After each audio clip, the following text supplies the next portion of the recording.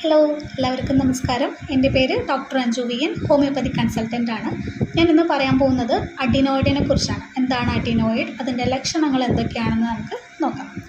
Adenoid എന്ന് പറഞ്ഞാൽ നമ്മുടെ മൂക്കിൻ്റെ പുറകുവശത്തുള്ള ലിംഫ് നോഡ്സിനെയാണ്. ഒരു ലിംഫ് നോഡ് ഉണ്ട് മൂക്കിൻ്റെ പുറകുവശത്ത്, അതായത് ലിംഫ് നോഡ് എന്ന് പറയുമ്പോൾ കയല എന്ന് പറയും.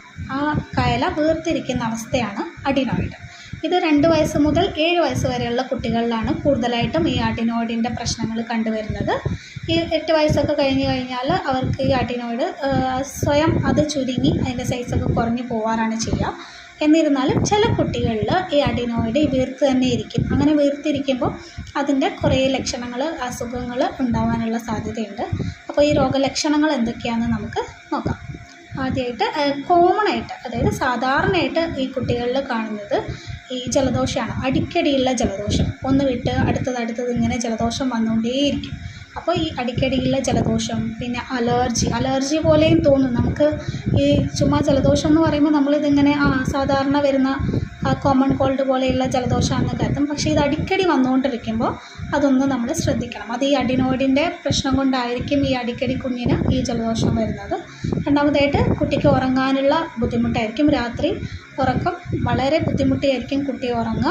ഇനി അഥവാ ഉറങ്ങിപ്പോയാലും ആ കുട്ടിക്ക് ശ്വാസം എടുക്കാൻ കുറച്ച് ബുദ്ധിമുട്ടുള്ളത് കാരണം എപ്പോഴും വായ് തുറന്നിട്ടായിരിക്കും ഉറങ്ങുക. ഉറക്കത്തിൽ വായ് തുറന്നിട്ടാണ് ഉറങ്ങുക. പിന്നെ അല്ലാതെ നല്ല കൂർക്കം വലിയും ഉണ്ടാവും, ഭയങ്കര സൗണ്ടിലുള്ള കൂർക്കം വലി ഉണ്ടാവും കുട്ടി ഉറങ്ങുന്ന സമയത്ത്.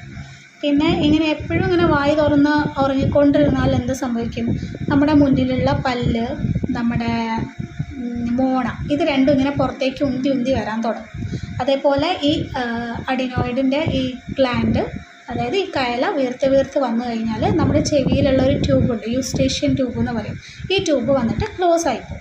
അങ്ങനെ ക്ലോസ് ആയി പോകുമ്പോൾ എന്താണ്, ചെവി അടഞ്ഞു പോകും. ചെവിയുടെ ഉൾഭാഗത്ത് ഇങ്ങനെ ക്ലോസ് ആയിട്ട് ഇരുന്ന് കഴിഞ്ഞാൽ അതിൽ ഇൻഫെക്ഷൻ വരാനുള്ള സാധ്യതയുണ്ട്. അങ്ങനെ ഇൻഫെക്ഷൻസ് വന്നു കഴിഞ്ഞാൽ ചെവിയുടെ കേൾവി കുറഞ്ഞു വരും. പിന്നെ ഇത് കോംപ്ലിക്കേഷനായിട്ട് ചെവിയുടെ കേൾവി ശക്തി നഷ്ടപ്പെട്ടു പോകാനുള്ള സാധ്യതയും വളരെ കൂടുതലാണ്.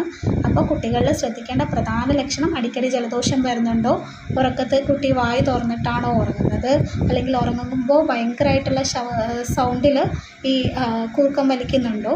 പിന്നെ അതേപോലെ തന്നെയാണ് ഈ അഡിനോയിഡുള്ള കുട്ടികളെ നമ്മൾ ഉറക്കിയിട്ട് കിടത്തി കഴിഞ്ഞിട്ട് കുറേ കഴിഞ്ഞ് നോക്കുമ്പോൾ അവർ ആ ഒരു പൊസിഷനിലായിരിക്കില്ല ഉറങ്ങുന്നത്. അവർ ആ ഒരു ശ്വാസം വിടാനുള്ള ഒരു ബുദ്ധിമുട്ട് കാരണം അവരിങ്ങനെ അവരുടെ തലയുടെ ഇങ്ങനെ ചരിച്ച് അവരുടെ പൊസിഷനെ കിടത്തി ആ ഒരു പൊസിഷനെ നമുക്ക് മാറിയിട്ടായിരിക്കും കുട്ടികളുണ്ടാവുക. അപ്പോൾ അവർക്ക് ഉറങ്ങാനുള്ള വളരെയധികം ബുദ്ധിമുട്ട് അവർ അനുഭവിക്കുന്നുണ്ടാവും. അപ്പോൾ എല്ലാവരും ശ്രദ്ധിക്കുക, കുട്ടികൾക്ക് ഈ ഒരു ബുദ്ധിമുട്ട്